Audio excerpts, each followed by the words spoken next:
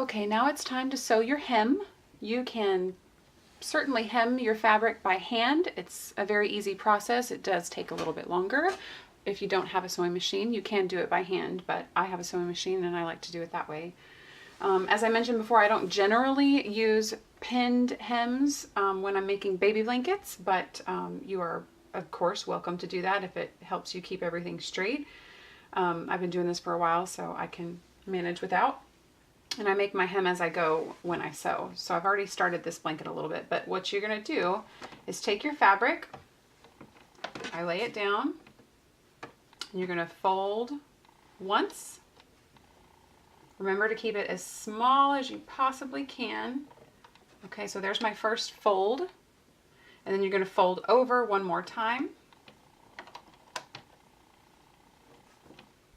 Okay, so here's my hem, probably estimating about 1/4 of an inch thick.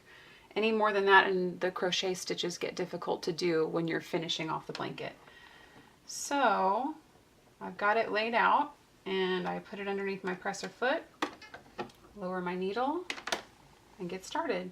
And what I generally do if I'm doing it off the machine like this is I keep it rolled over, fold it over twice, and kind of just hold it in place with my hand as I'm sewing. Okay, so I'm using a basic white thread, all-purpose. It matches my fabric, but also you're going to cover it up with a crochet stitch, so you're not going to really see the color of the thread anyway. But a general rule of thumb is to get it to match your fabric as best as possible. And I'm using just a basic straight stitch on my sewing machine.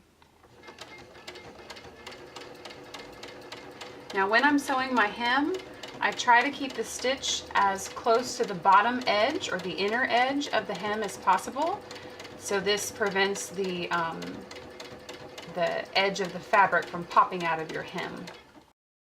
Now generally when I get to the corner of another piece that I have not hemmed yet, I'm going to go ahead and start that hem here, so I can just continue my stitch instead of stopping, cutting, and starting again.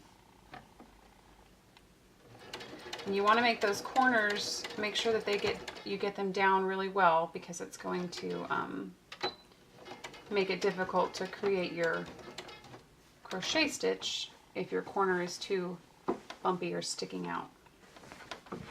Okay, now I turn to do the next edge and continue from there.